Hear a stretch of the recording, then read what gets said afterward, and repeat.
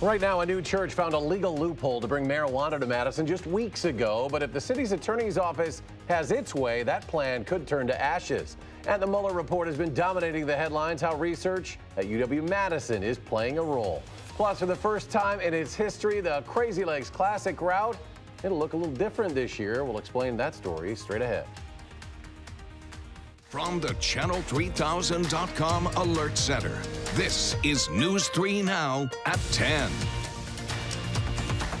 Thanks for joining us. Earlier this month, we reported on a Rastafarian church that found a legal loophole to bring marijuana to Madison. Since then, about 6,000 people have joined the church, but things are starting to get a little sticky. Jamie Perez now with how things have gone up in smoke. Jamie? This issue has caused some controversy on both sides. The city attorney's office is saying they cannot operate and ordered them to cease and desist, saying they're not a legitimate church. But the founders of this church say the city's argument is invalid. Since first getting public recognition for being the first of its kind in Madison, the Lion of Judah House of Rastafari has hit a new high. People from around the state have been rolling up to become members of this church.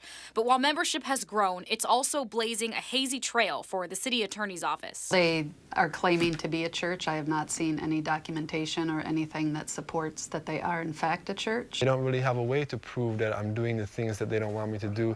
They're accusing me of selling, but we don't sell. They're accusing me of giving it to anyone.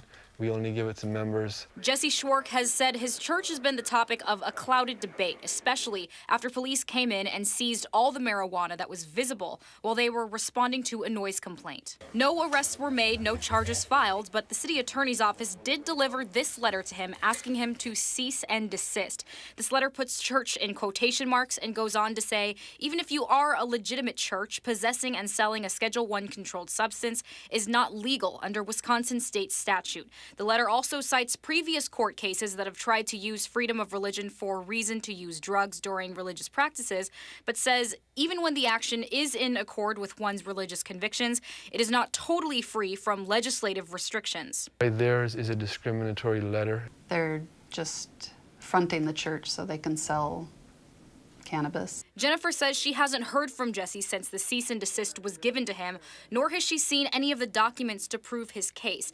But Jesse provided us with several documents so far. One is from the state of Wisconsin endorsing him as a nonprofit church with his purpose statement written down with what he intended to use the building for, and another from the IRS that shows he's a tax-exempt entity for his religious purposes. It's assumed that you're not sincere, but once you prove that, then the burden shifts upon the other party.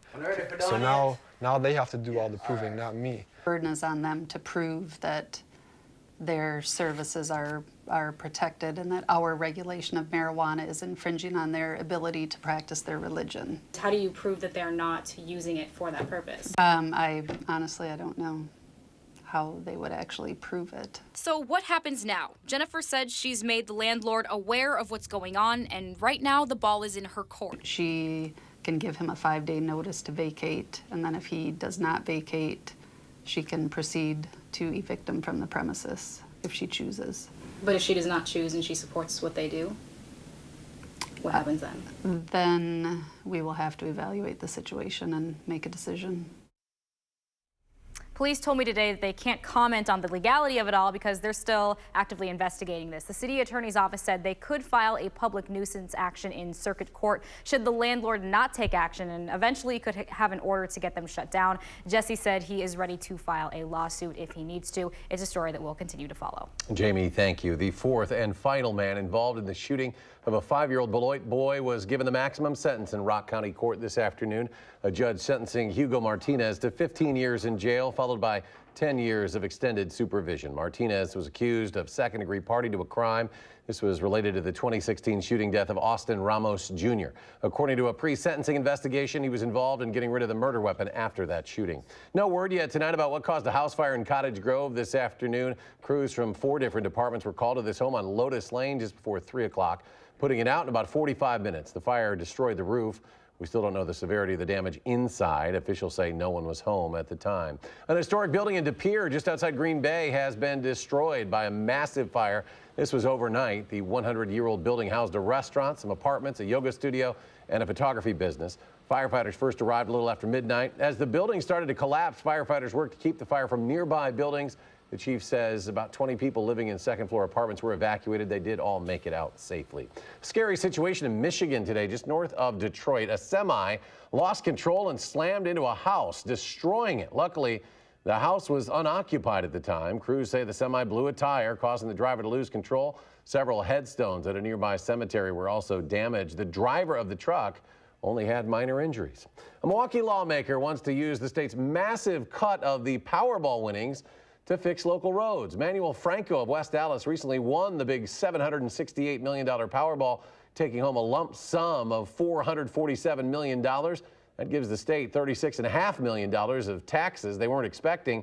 The money would normally go into the state's general fund, but State Senator Tim Carpenter wants to divert that money to bypass the bumpy budget process and help smooth out the roads. Things get caught up in Madison with a partisan infighting, and here's an opportunity to increase local road aids without raising taxes at all.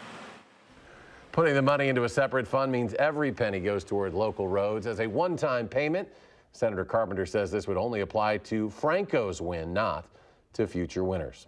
Let's turn to weather now. It was a beautiful day out there, but some changes are going to arrive for the weekend. Here's Chief Meteorologist Gary Canalti. Gary? Fortunately, we're a couple of days from the weekend, so tomorrow and Friday, not too bad. We'll be looking at a chance for a shower tomorrow and maybe a little cooler on Friday. On Weather Track, there were a few showers that passed just south of Wisconsin, across northern Illinois, moved out over Lake Michigan, and are now moving into Michigan and Indiana. To our north and west are a few showers. There were even a couple of thunderstorms earlier. Those will diminish as they push into southern Wisconsin, where the air is a little bit drier. Low temperatures this morning started out in the upper 30s. A few places were in the 40s south and west of Madison. Up to the north, temperatures were closer to the freezing mark. But high temperatures today were in the mid to upper 60s. Here in Madison, we're at 67, but temperatures are actually warmest across central Wisconsin, where Camp Douglas and Wautoma hit 70 and La Crosse hit 71. Near Lake Michigan, temperatures are closer to the 60-degree mark. And you can still see that lake cooling with temperatures in the upper 40s to low 50s near Lake Michigan, mid 50s here in Madison, and upper 50s to our west. By tomorrow morning, we'll be in the mid to upper 40s. Skies will be variably cloudy for tomorrow, and there will be a chance for showers. Our high temperature, though, still mild at 68 degrees. That's your News 3 Now First Alert forecast. Gary, thank you. The first ever meeting between North Korean leader Kim Jong-un and Russian President Vladimir Putin, just hours away now. Kim first met with Russian officials on Wednesday at the Kasan train station near its border with North Korea, before then traveling to the city of Vladivostok for the summit. Kim told Russia's state-owned media he is hoping for a successful and useful visit and wants to discuss the settlement of the situation in the Korean peninsula and bilateral ties with Russia. The Mueller report is still making headlines, but this time it's because of a UW-Madison tie.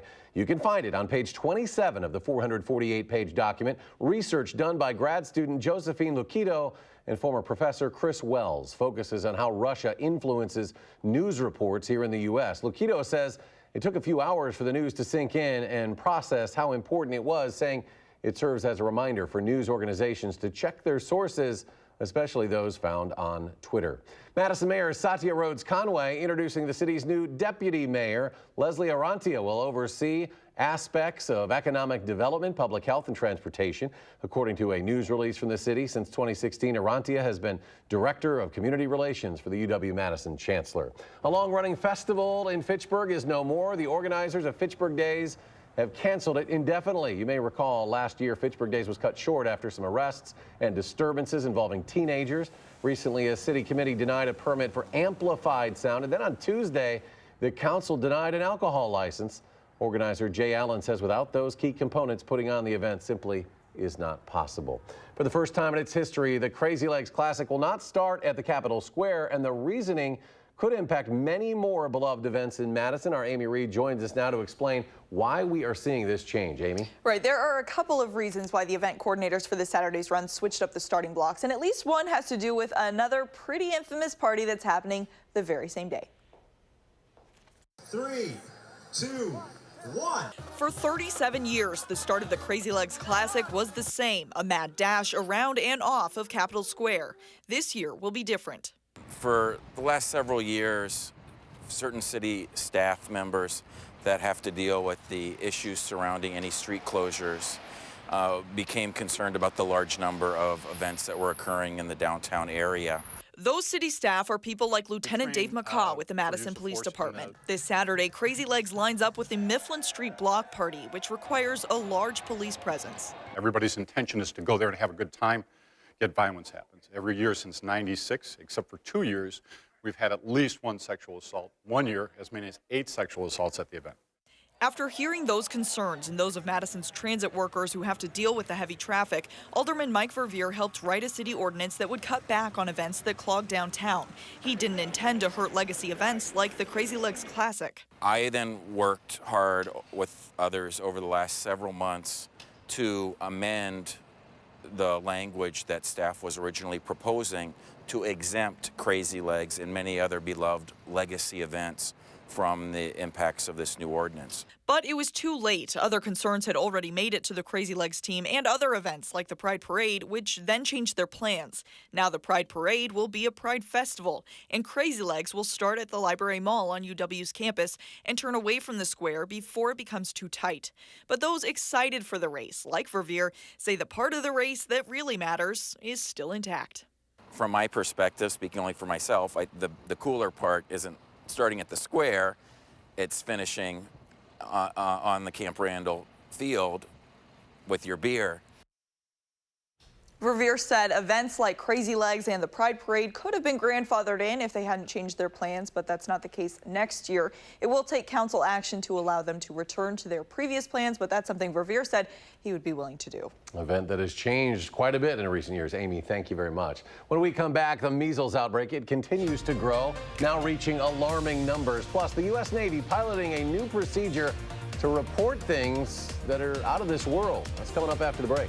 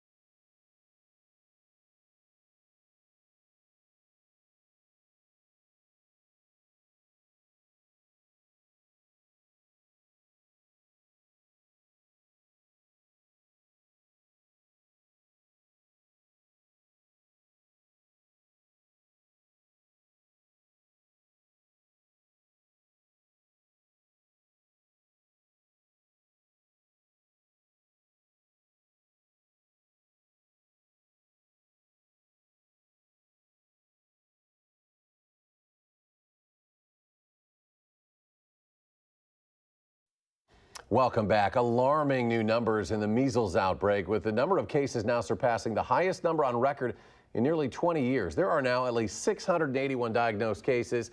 That is the most since the disease was declared eliminated nationwide in 2000. Most of these cases have emerged in communities with low rates of vaccination, fueled by anti-vaccine messages, many times posted on social media. United Airlines is out with a new paint scheme for its planes in an effort to freshen up its brand. They're going out with the gold, in with more shades of blue. The design unveiled to the public today during a ceremony at O'Hare Airport in Chicago. The design features 3 shades of blue. The engines are painted United blue, and there is a larger globe logo now on the tail. But the troubles continue at Boeing. The company's earnings fell 21% in the first 3 months of the year compared to 2018 because of the crisis that has grounded its 737 MAX jet. The jet maker still says it earned $2.1 billion in the first quarter, but it had no orders of the troubled 737 MAX jet. Ford Motor Company investing $500 million into an electric vehicle startup. It's called Rivian. Ford will become a minority partner in Michigan-based Rivian, which recently rolled out a few new electric pickup truck and an SUV that'll also go on sale late next year. The two will be working on a product together in the near future. Rivian is a direct competitor to the popular Tesla products. Here's an unusual one for you. The U.S. Navy is developing a procedure for pilots to report suspected UFO sightings. While a military official says the Navy doesn't believe in the little green men that are out there, they want their pilots to know how to report any other unexplained events. There have been reports of unidentified aircraft entering restricted airspace in recent years. The Navy says that creates safety issues, and it wants to investigate every incident. Facebook getting ready for a massive fine from federal regulators after a year of data privacy scandals. The social media giant said today it expects an ongoing investigation from the FTC could result in fines ranging from $3 to $5 billion. News 3 Now hosting an important event this weekend to help protect your identity. Shred Fest, Saturday from 8:30 to 11 a.m. at Warner Park. We're offering free document shredding in our partnership with Pelletieri and the Better Business Bureau. There's a 3-bag box or bag limit per vehicle. For more information, go to channel3000.com. Might be a little wet for that and for the crazy legs.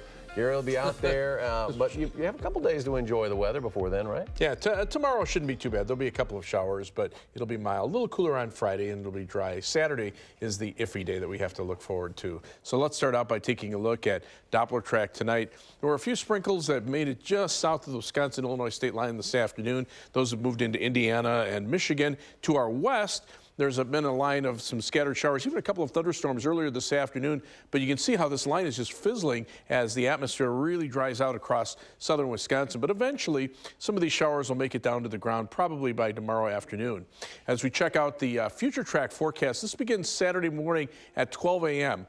Clouds start to move into southern Wisconsin. Look what happens by morning. Temperatures here in Madison in the mid-30s. You can see rain coming in from the west, and there could be some snow on the northern end of this precipitation shield. And you can see at times, especially in areas north of Madison, there could be a mixture of rain and snow. Now, temperatures in the upper 30s, close to 40 degrees, not expecting anything to stick to the ground, but it'll be a brisk easterly wind that'll be fueling these showers that'll be on for much of the day. And again, there could be some snow mixed in before it gradually comes to an end sometime by Saturday evening.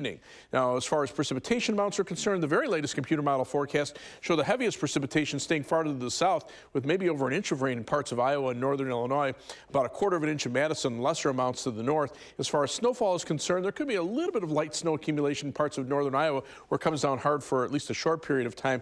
I think all of this may be overdone, or at least snow that may stick to the grass and then melt very quickly. So we're not looking at anything as far as snow accumulations here in Madison, but we did put an alert day in the forecast because of that rain-snow mix, especially for areas north of Madison. The rest of the day will just be breezy and cold with occasional rain. Crazy Legs Classic, well, temperatures mid to upper 30s and rain and snow showers along with a brisk easterly wind, 10 to 20 miles per hour, but some stronger gusts. So dress for the rain and for the cold. Live view from the Edgewater Skycam in downtown Madison. Quiet out there tonight. Skies are mostly clear. Very nice day temperature-wise. Low of 38. That's a degree below normal. High of 67. 6 degrees above average. And right now we're at 55 with mostly clear skies. Winds out of the south-southwest at 7 miles per hour. As we check out high temperatures today across Wisconsin, they were mainly in the mid to upper 60s. A few low 70s out west. Cooler near Lake Michigan. Some of the lakeshore areas in Door County didn't get out of the 40s and lower 50s. And current temperatures are still a little cooler near Lake Michigan. Inland areas are a few degrees milder. The upper level winds right now west to east. That will continue to bring shower chances in our direction, but with the air still being fairly dry here, it'll be a while before some of those showers reach the ground, probably sometime tomorrow afternoon. Overnight, skies gradually becoming mostly clear, milder with a low temperature of 46. Tomorrow, variable cloudiness. Look for a high temperature of 68, and there will be a chance for a few showers, especially in the afternoon. Future track, you can see skies generally clear overnight, then a few clouds coming in by morning. Tomorrow, there'll be some scattered showers, nothing really widespread. Those should end tomorrow evening. Skies will clear out overnight with temperatures dropping into the low 40s. And on Friday, look for high temperatures in the lower 60s with plenty of sunshine. But again, as we take a look into Saturday, a high of only 40 with rain, maybe mixed with some snow. And then on Sunday, a high of 54. Another chance for rain Monday, Tuesday, and Wednesday. Maybe a couple of thunderstorms to turn a little milder Tuesday and Wednesday. The end of the week looks dry with temperatures between about 65 and 70 by Friday and Seems Saturday. like every year we get kind of a weekend or two like this in April. You think you're out of the woods, you get At least weather. when it gets chilly, it lasts for a shorter period of time each time. Yeah, we're ready for May and some warmer weather. Gary, thanks. The Bucks start their second round series on Sunday, and the Celtics aren't quite sure how they're going to slow down Giannis. The story coming up in sports.